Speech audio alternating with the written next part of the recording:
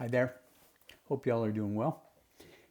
This week I've been working on a project through the University of Arizona. It's a grant from the National Endowment for the Humanities. And our project is entitled Thunder of War, Winds of Return, and really looking at the transition from military life back to civilian life. It's part of a larger theme called Dialogues in the Experiences of War. So one of the things we were talking about this week, and we're going to continue to talk about, is the whole topic of moral injuries. And so what's a moral injury? And I got a definition here.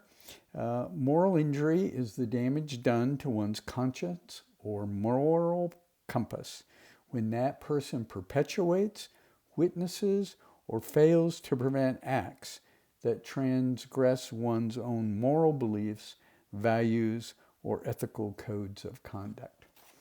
Now, a lot of this early work has been done with combat veterans, but now it's starting to find its way into the first responder and healthcare literature. In fact, there's an interesting article by Dr.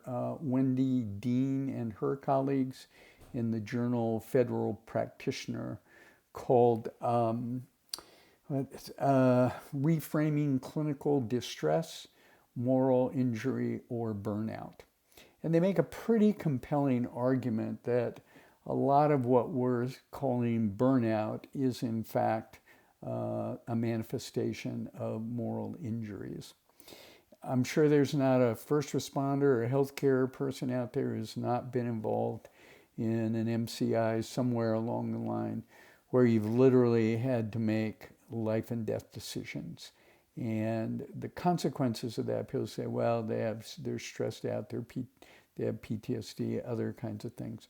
Really, there's a pretty compelling argument that what you're experiencing is a moral injury because you've had to, quote, play God, which doesn't make anybody feel real comfortable in healthcare.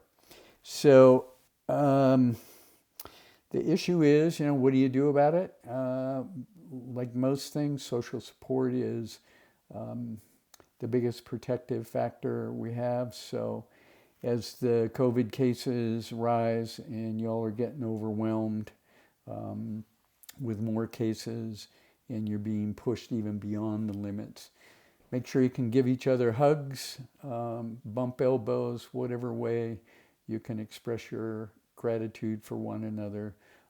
Do that. Share a tear if you need to. But again, the biggest and the most important thing you can do is support each other in this. And I'm sad to say that too bad the American public can't support you all by actually following public health guidelines and taking pressure off you. But we'll talk about that some more next week. All right? So have a good Thanksgiving, and I'll speak to you next Friday.